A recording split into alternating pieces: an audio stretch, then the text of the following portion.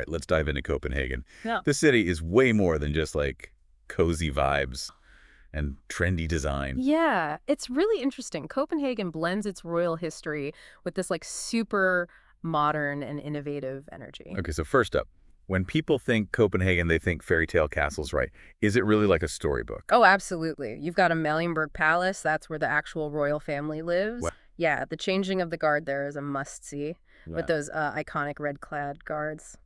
And the Rococo architecture, stunning. So cool. But then you have Rosenborg Castle, total contrast. Like a Renaissance fortress surrounded by the King's Garden. So peaceful, right in the city center. I love that mix of history and modern life. And speaking of mixing old and new, Nyhavn, the new harbor, what's the story there? Well, Nyhavn was like this crazy commercial center. Back in the 17th century, imagine all those old wooden ships coming and going, bringing in goods from everywhere. Now it's lined with like these colorful townhouses and trendy cafes, huge tourist spot. But you can still feel that history. I read that Hans Christian Andersen lived in Nyhavn. He wrote some of his most famous fairy tales there, right? True. Imagine writing The Little Mermaid with those harbor views. Talk about inspiration. And speaking of inspiration, Tivoli Gardens is said to have inspired Walt Disney himself. No way. What's so special about Tivoli Gardens? I mean, I know it's an amusement park, but what makes it different from, say, Disneyland? Well, Tivoli Gardens is one of the oldest amusement parks in the world. Really? It opened way back in 1843. It has this vintage charm that you just don't find at like newer parks. Plus, it's right in the heart of the city, among these beautiful gardens. History, charm, and thrills sounds pretty good to me.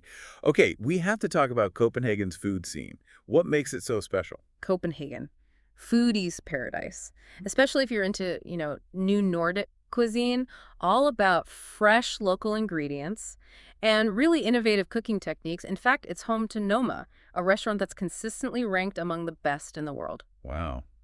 What if you're not looking for a fancy multi-course meal? Street food scene is amazing. Everything from traditional Danish dishes to international flavors. And of course, you can't forget about smørbrød. Smørbrød, those open-faced sandwiches. I've seen pictures. They look incredible.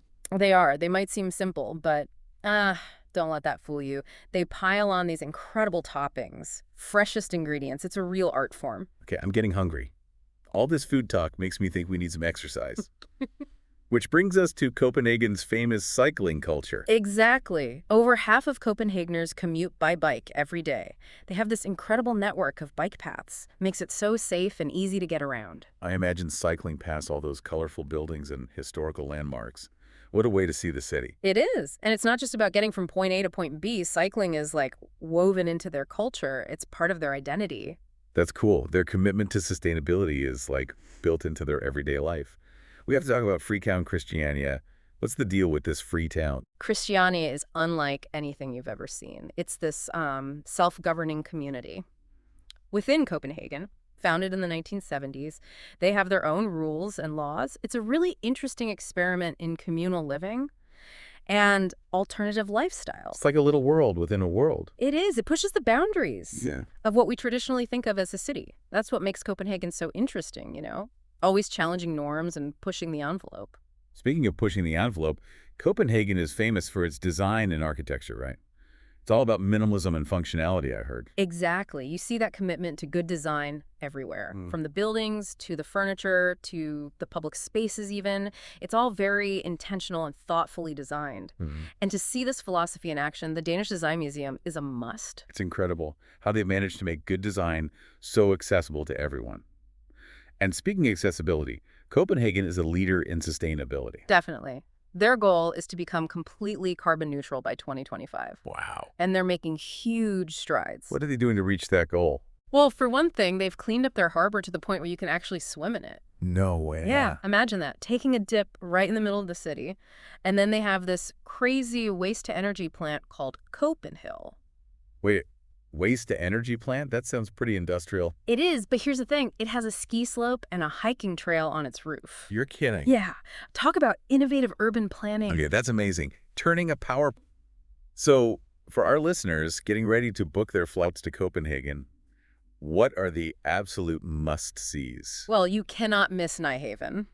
with its charming harbor and colorful houses. Love it. And there's Tivoli Gardens for that old world amusement park magic, and of course, at least one of the royal palaces. Maybe Amalienborg to see the changing of the guard, or Rosenborg for the crown jewels, and for something truly unique, a visit to Freetown Christiania. And don't forget that ski slope on top of the power plant.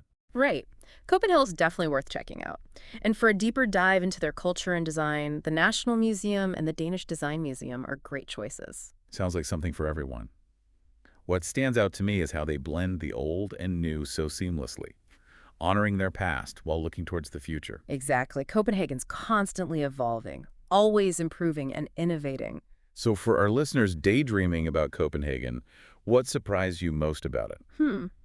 I think what surprised me most was the sense of community and belonging. Really? Yeah, even though it's a capital city, there's a real warmth and friendliness to the people. It's a city that embraces its quirks and celebrates individuality. Beautiful.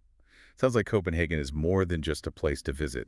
It's a place to experience, Yeah, to connect with. absolutely. A city that gets under your skin and stays with you. It really does sound like a city with a soul. And that commitment to community, it seems to extend to their approach to sustainability, right? Yeah, you're right. They have this incredible system of bike paths, truly world-class. It's not just a few lanes, it's a whole network that connects the entire city.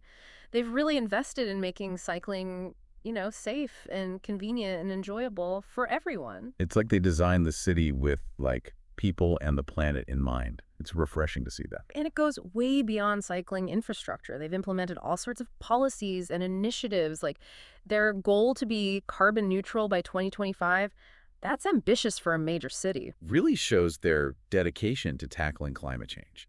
Makes you wonder, like, what are they actually doing to achieve that? What can other cities learn from their approach? Well, one key thing is their focus on renewable energy. They've invested a lot in wind power, solar energy, and they're always looking for ways to reduce their reliance on fossil fuels. So diversifying their energy sources, creating a more sustainable energy grid. Right. And they're not just focused on these huge projects, they're also doing smaller scale things that have a real impact, like green roofs, urban gardens.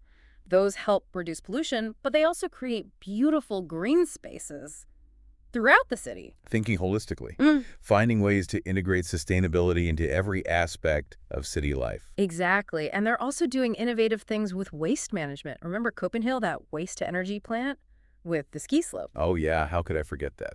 That's still mind-blowing to me. That's just one example. They've got all kinds of programs to reduce waste, promote recycling, even turn waste into valuable resources. It's a circular economy in action. It's amazing, turning trash into treasure. Yeah. It's inspiring to see a city taking such a proactive approach to sustainability. It gives you hope. It really does. Copenhagen's showing that it is possible to create a city that's vibrant and sustainable, a city that thrives while respecting the planet. A city that sets a high bar for other urban centers. Shows that we don't have to choose between economic growth and environmental responsibility. We can have both, and Copenhagen's leading the way. So for anyone listening who's feeling inspired to make some changes in their own lives, whether it's reducing their carbon footprint or just being more mindful, what advice would you give them? Where do they even start? I'd say start small. Don't try to do everything at once. Pick one or two things that you can realistically, incorporate into your routine. Maybe it's swapping those single-use plastic bags for reusable ones, making an effort to recycle more, or even just being more aware of your energy consumption and finding ways to reduce that. I think that's great advice. It's the small everyday choices that add up, right? We'll get overwhelmed by the idea of, going green overnight.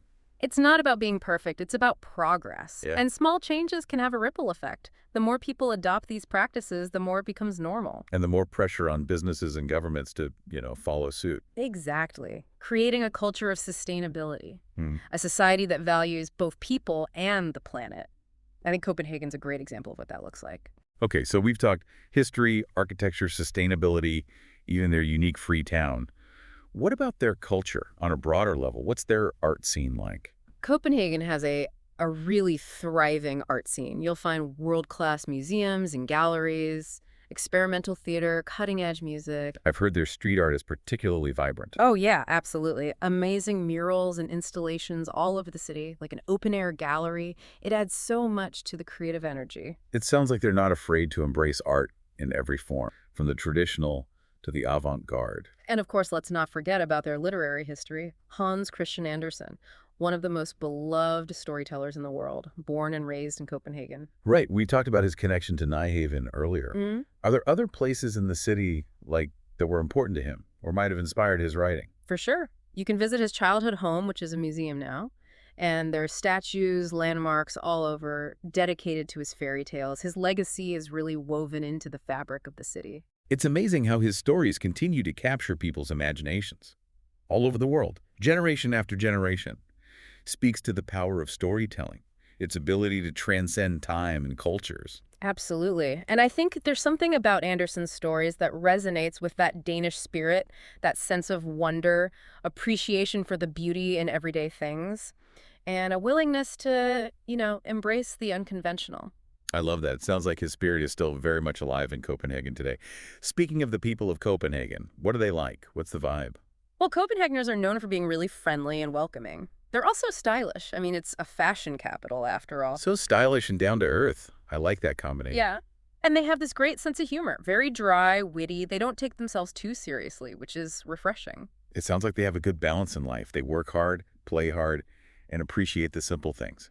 That's a great way to put it. They've definitely mastered that work-life balance. They're not afraid to slow down, savor the moment, which I think is reflected in their concept of hygge. Hygge, Mm. that cozy, contented feeling that the Danes are famous for. Exactly, creating a sense of warmth and comfort in your surroundings and in your interactions. Like they figured out the secret to a happy life. Maybe they have. Maybe that's part of what makes it such a special place. So we've covered a lot, from history and architecture to sustainability and culture. What's one thing you would tell listeners to look out for when they visit? Something that might surprise them or challenge their ideas about the city. I would say be prepared to be surprised by the diversity. Copenhagen isn't just a homogenous Scandinavian utopia. It's a melting pot with a vibrant immigrant community and a long history of welcoming people from all over. That's fascinating. So it embraces its global identity while still holding on to its Danish character. Exactly. And I think that's what makes it so dynamic and exciting. It's always evolving, always looking to the future, but never forgetting its roots. Sounds like Copenhagen truly has it all. I think so. It inspires you to live more consciously, to embrace creativity, and to just appreciate the simple pleasures. Yeah, it sounds like a city that really stays with you. It's more than just a place to visit. It's a place that, challenges how you see things. Yeah. Makes you think differently about the world. It really does. And I think that's part of what makes it so interesting. It's not just about going and seeing the sights. It's about experiencing the soul of the city, the energy, the lifestyle. And that lifestyle, it seems to be all about balance, like tradition and innovation, work and leisure, individual expression, but also community. Oh, absolutely. And that balance is everywhere. In their city planning, they've created a city that's so modern, but also so connected to its past. They embrace green living, but they haven't sacrificed style or comfort. It's like they figured out how to have the best of both worlds, which is something a lot of cities, struggle with. Yeah, it's not easy to find that balance between progress and preserving the past. But Copenhagen seems to have figured it out. And they've done it in a way that feels so, effortless, natural. Like sustainability is just built into the city. It's not an afterthought. It's who they are. And I think that's why Copenhagen is such an inspiration for, other cities.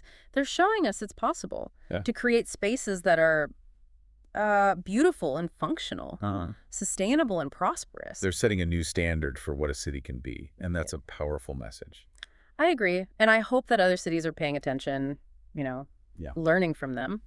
So to our listeners who are now adding Copenhagen to their travel lists, what advice would you give them? What's the best way to experience the city, really get a feel for it? I would say go beyond the typical tourist stuff. Don't just check things off a list. Wander around, talk to people, try the food, soak up the atmosphere. Really immerse yourself. Get a sense of what makes it tick. Exactly. And don't be afraid to get lost. Sometimes the best things you find are when you go off the beaten path.